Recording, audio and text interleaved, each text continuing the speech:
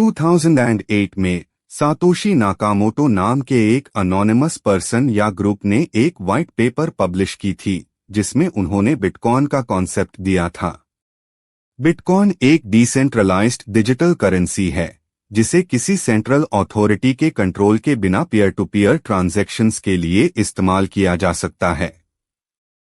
2009 में बिटकॉइन का पहला ब्लॉक जेनेसिस ब्लॉक माइन किया गया था। इस ब्लॉक में एक हिडन मैसेज था, the Times 3 January 2009 chancellor on brink of second bailout for banks. 2010 में लाज़लो हैनिएक्स ने 10,000 बिटकॉइन दिए थे जिसमें उन्होंने 2 पिज़्ज़ास खरीदे। इस वक्त बिटकॉइन की वैल्यू बहुत कम थी, लगभग 1 सेंट पर बिटकॉइन। ये पहला रियल वर्ल्ड बिटकॉइन ट्रांजैक्शन था।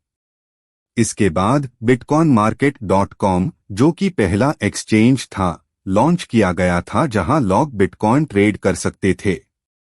इस वक्त बिटकॉइन का प्राइस $0.003 था। 2010 के एंड तक bitcoinmarket.com एक्सचेंज की वजह से बिटकॉइन को ग्लोबली ट्रेड किया जाने लगा। 2011 में बिटकॉइन का प्राइस पहली बार $1 तक पहुंच गया और इसे बिटकॉइन को एक सीरियस इन्वेस्टमेंट की तरह देखा जाने लगा। सिल्क रोड, एक डार्क वेब मार्केटप्लेस, ने बिटकॉइन को पेमेंट मेथड के रूप में अपनाया, जो बिटकॉइन की पॉपुलैरिटी को और भी बढ़ा गया। 2013 में मेट्रिकटन गोक्स, जो कि वर्ल्ड्स लार्जेस्ट बिटकॉइन एक्सचेंज था, हैक हो गया। इस इंसिडेंट में 8,50,000 बिटकॉइंस का लॉस हुआ, जो उस वक्त काफी वैल्यूएबल था। इसके बाद बिटकॉइन को लेकर पब्लिक परसेप्शन में नेगेटिव चेंजेस आए, लेकिन लॉयल बिटकॉइन सपोर्टर्स ने इस सेटबैक को टेम्परेरी माना। 2017 में बिटकॉइन की प्राइस $20,000 तक पहुंच गई, जो एक माइलस्टोन था। मीडिया में बिटकॉइन का नाम हर जगह था और क्रिप्टो करेंसीज का क्रेज सब जगह फैल गया था। इनिशियल कॉइन ऑफरिंग्स (ICO) का ट्रेंड भी शुरू हुआ, जिसमें नए क्रिप्टो करेंसीज लॉन्च होने लगे और बिटकॉइन का प्राइस बेंचमार्क बन गया।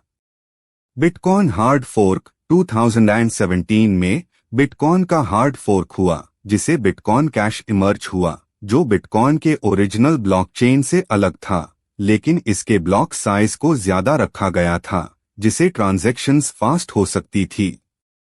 बिटकॉइन की पॉपुलैरिटी के साथ गवर्नमेंट्स ने इसे रेगुलेट करना शुरू किया। चाइना ने 2018 में अपने क्रिप्टो करेंसी एक्सचेंजेस को बंद कर दिया और इंडिया में भी डिस्कशंस चल रही थी। लेकिन इसके बावजूद बिटकॉइन का अडॉप्शन बढ़ता गया और 2020 में माइक्रोस्ट्रैटेजी जैसे कंपनीज ने अपने बैलेंस शीट्स में बिटकॉइन को इंक्लूड किया, जिसे बिटकॉइन को एक एसेट क्लास के रूप में एक्सेप्ट किया गया। 2020 में बिटकॉइन का हाल्विंग इवेंट हुआ, जिसमें माइनिंग रिवॉर्ड 12.5 बिटकॉइन से 6.25 बिटकॉइन हो गया। इस हाल्विंग के बाद बिटकॉइन की प्राइस बढ़ गई और इन्वेस्टर्स ने बिटकॉइन को इन्फ्लेशन हेज के रूप में देखना शुरू किया। कोविड-19 के बाद बिटकॉइन की प्राइस $30,000 से ज्यादा हो गई थी। बिटकॉइन का फ्यूचर अभी भी अनसर्टेन है, लेकिन वो इंस्टीट्यूशनल इन्वेस्टर्स के लिए एक सिग्निफिकेंट एसेट क्लास बन चुका है। अगर बिटकॉइन अपने स्केलेबिलिटी और सिक्योरिटी इश्यूज को सॉल्व कर पाता है, तो वो फ्यूचर में मेनस्ट्रीम डिजिटल करेंसी बन सकता है। Central bank digital currencies (CBDCs) का इमर्जेंस बिटकॉइन को रेगुलेट करने में चैलेंजेस ला सकता है, लेकिन अगर बिटकॉइन को ग्लोबली एक्सेप्ट किया जाता है तो इसका अडॉप्शन और भी बढ़ सकता है।